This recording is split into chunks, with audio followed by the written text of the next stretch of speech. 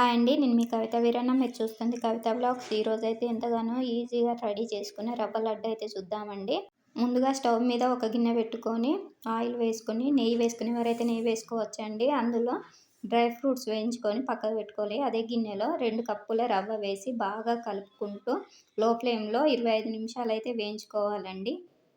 అలా వేయించుకునేటప్పుడే మంచి స్మెల్ వస్తుందండి. అలా వాసన వచ్చినప్పుడే రవ్వ అయితే బాగా వేగినట్టు అర్థం. వేగిన దాన్ని పక్కన పెట్టుకొని అదే గిన్నెలో 2 కప్పుల షుగర్ వేసి బాగా కలుపుకోవాలండి. స్వీట్ తక్కువ తినేవారైతే ఒక స్పూన్ 2 స్పూన్లు తక్కువ వేసుకున్నా పర్లేదండి.